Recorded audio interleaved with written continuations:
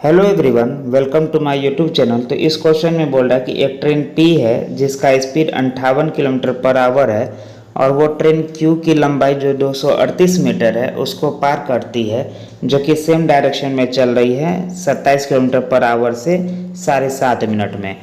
तो इसमें हम लोग देख पा रहे हैं कि लेंथ ऑफ Q दे रखा हुआ है 238 मीटर। यहाँ पे लेंथ ऑफ P जो है नहीं दे रखा हुआ है, तो यहाँ से हम लोग क्या करते हैं, लेंथ ऑफ P सबसे पहले फाइंड कर लेते हैं। तो लेंथ ऑफ P को हम लोग क्या मान लेते हैं, L1 मान लेते हैं, और लेंथ ऑफ Q जो दे रखा हुआ है 238 मीटर दे रखा हुआ है। तो लेंथ बराबर क्या होता है, स्पीड गुना टाइम।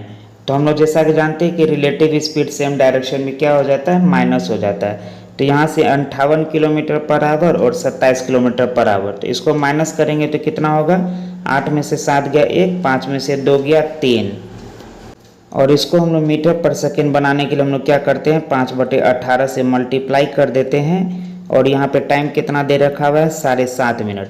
तो 7.5 मिनट को भी हम लोग सेकेंड बनाने के लिए क्या करते हैं, 60 से मल्टीप्लाई कर देते हैं।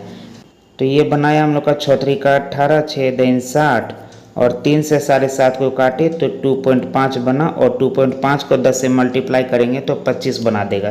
तो यहाँ से L1 प्लस 238 अगर करते हैं तो ये हम लोग का कितना बनाएगा, 2.5 गुना 10 25, 25 पंचे 125, और 125 को 31 से गुना करेंगे तो ये हम लोग का बना देगा 3875।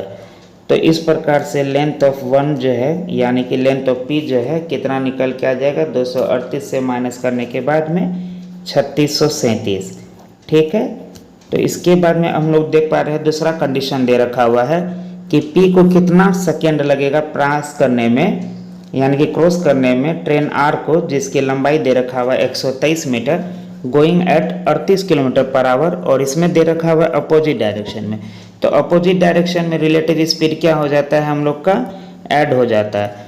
तो यहाँ से हम लोग लेंथ ऑफ P जो हम लोग का निकला 3637, और लेंथ ऑफ Q दे रखा हुआ 123, तो ये दोनों को हम लोग जोड़ लेते हैं, 3637 प्लस 123, और लेंथ बराबर स्पीड में क्या हो जाएगा, रिलेटिव स्पीड ऐड हो जाएगा। तो यहाँ पे 58 किलोमीटर पर आवर और 38 किलोमीटर पर आवर, तो 8 8 16 के 6 हासिल 1, 5 3 8 1 9, यानी कि 96 किलोमीटर पर आवर हो गया। और मीटर पर सेकंड बनाने के लिए 5/18 से मल्टीप्लाई, और टाइम हम लोग को निकालना है।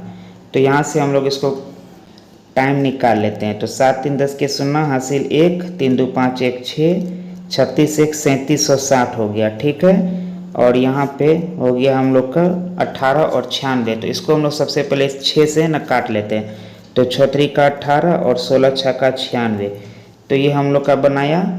और 16 को हम लोग 3760 से काट लेते हैं, 16 दूना 32 और 5, तो इसको हम लोग 8 से काट लेते हैं। तो 8 दूनी 16, 8 चौके 32, 5 8 7 56, यानी कि 470। और इधर हो गया हम लोग का 10/3 और मल्टीप्लाई बाई T। तो इस तरह से यहाँ से T का वैल्यू कितना निकल के आ जाएगा, हम लोग का 470 गुना 3 डिवाइडेड बाई 3 डिवाइडेड बाई 10। तो ये 0 0 कट गया, और 47 गुना 3 अगर हम लोग करते हैं तो 45 गुना 3 135 होता है, और 2 3 6 बढ़ जाएगा तो 141। तो इस तरह से टाइम जो है P को क्रॉस करने में लगेगा 141 सेकेंड। तो इस तरह से इस क्वेश्चन को हम लोग सोल्व कर सकते हैं। आशा करते हैं कि आपको समझ में आया होगा। तो प्लीज़ चैनल को सब्सक्राइब करिए और इस वीडियो को लाइक करिए। Thank you so much.